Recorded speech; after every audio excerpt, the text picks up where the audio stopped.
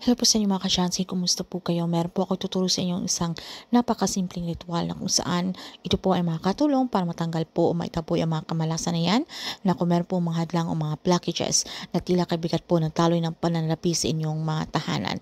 Kinakailangan malakas po ang inyong paniniwala para ito po ay mag-work sa inyo. Pero bago po ang lahat mga ka-Shansi, inais ko lang po i-promote sa inyo para po sa mga gusto ng mga pampaswerte sa inyong mga negosyo, sa inyong mga trabaho, sa inyong mga career, o kung kayo po ay mahilig maglaro ng anumang uri ng sugal, meron po tayong pampaswerte dyan. Para po sa mga interesado ay mag-PM lang po kayo sa akin. So anyway mga ka-Jansky, sa ating pamamahay, pwede po tayong gumawa ng cleansing, okay? Itong cleansing na to mga ka-Jansky, pwede po natin itong gawin isang beses sa isang linggo or kung gusto niyo po talagang ito po ay mas madali pong maging mabisa or matanggal, pwede niyo po itong gawin twice or 3 times a week, okay?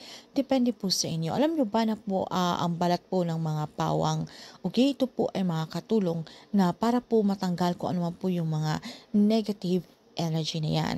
So, pwede po natin itong gamitin mga ka-Jansky. So, kapag kayo po ay magbabalat, okay? Or kayo po ay magluluto, so ang balat po nito ay pwede po natin, wag natin itapon mga ka-Jansky. Ipunin po natin ito, okay? Ipunin nyo lamang po ito at pagkatapos, pwede nyo po itong sunugin, okay? Sunugin nyo po ito at pwede po kayo maglagay ng isang yung parang lalagyan, alright? So, mag-ingat po tayo habang tayo po ay sinusunog natin ito. So, kinakailangan na ito po ay ilagay nyo po sa isang lugar na kapag tayo po ay magsusunog, na tila po sa kaibigat po ng inyong pakiramdam, marami po mga negatibong enerhiya na nanahan dito. So, habang ginagawa nyo po ito, kayo po ay nagsusunog mga ka-Shansi dito sa balat ng ating mga bawang.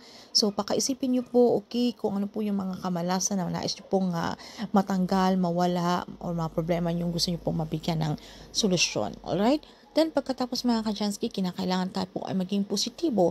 I-claim, i-affirm nyo na po sa mga sarili ang mga swerteng darating na yan. Okay? Kung ano man po yung mga problema sa pananlapi, kaibigat po ng daloy nito, na tila po talagang kayo po ay binamalas, na alam nyo naman po sa inyong sarili, na kayo naman po ay hindi tamad, kayo naman po ay nagsusumikap sa buhay. Pero bakit ganun na kaibigat po? Okay? Na kung meron man pong perang dumarating, agad po napapalitan ng paggastos.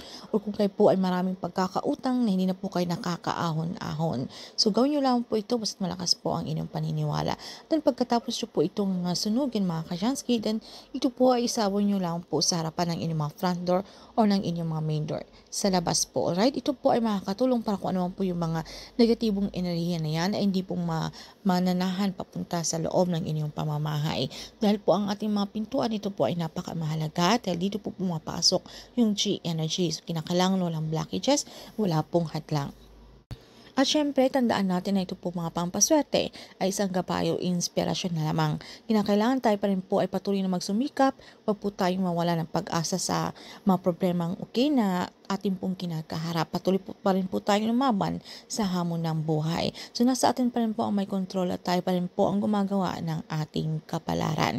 So ito po mga pampaswerte mga ka-Shansi ay makakatulong sa atin na maka-attract ng mga swerte na yan. Susubukan nyo po ito mga ka-Shansi, okay? At wala pong masama kung ating pong susubukan basta't malakas po ang ating paniniwala.